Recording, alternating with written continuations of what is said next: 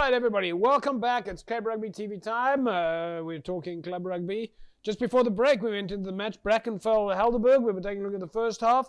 All right, just before the break there, I mean, Rob, let's ask you, is it fair to say that, you know, we looked at this barometer, in fact, and we'll talk about the barometer in a second, but is it fair to say that Brackenfell were going into this game as the underdogs? We're not going to ask Henny now, but they come off a close loss against Kaelsrivier. But knowing that Helderberg were actually performing pretty well, this was going to be a big call. So JP, let's take it one step back. Let's just look at what happened at both clubs at almost kind of the same time. There was a bit of reshuffling on the coaching side in the same week. Brackenfell went into hosting Falsby, which we referred to as going to be a typical war on the other side of the Boerewoordsgordijn, and Falsby nicked it. And we still said that we've got to look at this Brackenfell side because they're on the up. They've changed now, and he's taken over, and they're going to come back. And at the same time, he was dealt the card of getting a Helderberg, also had a reshuffle on their coaching side, but also had guys like Michael Visser back, and they're on the up, and they're fighting to get back into the top 6. So purely on what happened up until that Friday before the game, Brackenfell was seen as the underdog, and I think Henny can be honest with us, they looked at themselves as probably going into this game as the underdog. It's his second game in charge, so yeah. Henny, though, you might not know this, but last week we in fact predicted that this was going to be a Brackenfell game.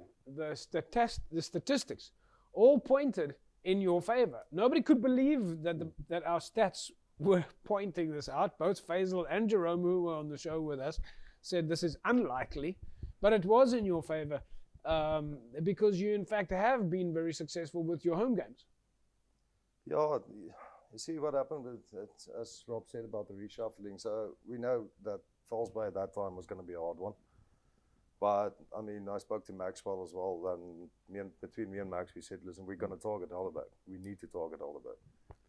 We need a desperate win at home. We need a desperate win, you know, overall for the club. Yeah. So yeah, we prepared hard, and luckily we played the presentation game. So we kicked out when we need to kick out. We took our penalties when we need to take it. Well, let's take a look. Came off. Let's take a look and see if all the various permutations played in favor then at the end of the day of Brackenfell-Helderberg. Here's the second half, guys.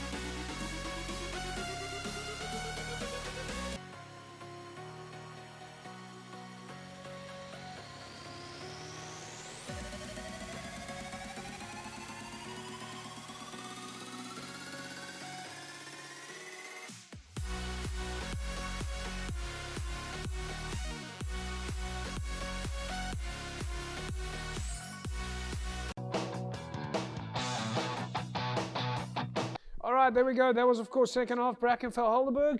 So, Henny, it, of course, looks like it worked in your favor. So, congratulations. Fantastic result. I'm sure that your players and everybody must be absolutely over the moon. And I'm not sure who you're going to be targeting next. We know that your big game coming this weekend is against Hamilton's. But it does seem that your club, unlike a lot of other clubs, instead of targeting lower clubs, you target higher clubs. So maybe it does work in your favor. All right, folks, we're still going to look at a whole bunch of the other games, but let's quickly take a look at some of the other results in our leagues. Of course, this past weekend, we'll take a look at the Hamilton's NTK game in a second, but Stellenbosch 29-17 over St. George's.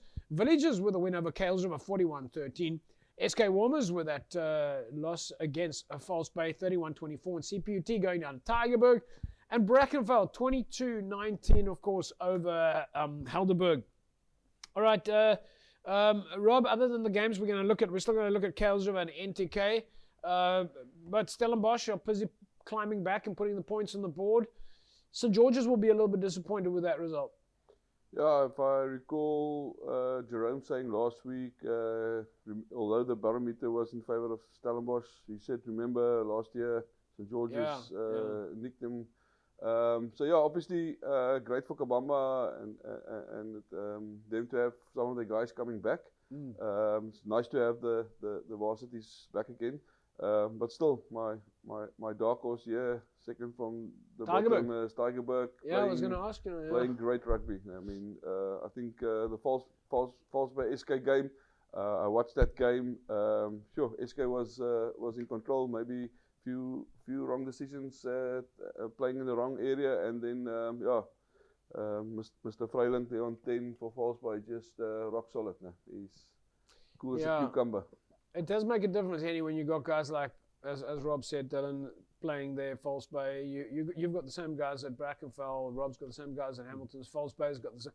Every club has those guys that have been playing quite a few games. It does bring that stability. Yeah, definitely. You need to have your core, and I mean, you need to build around your core. So that's what you plan on. You get, you take your core guys, like your senior guys, you put it with your younger guys, to maak hom groot, as they used to say.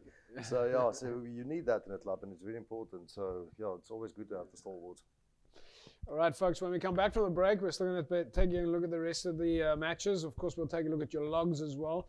Don't forget, a little bit later during the course of the show, we're going to bring you your Score Energy Drinks competition, where we'll give you an opportunity to spot the team, and we'll announce last week's winner.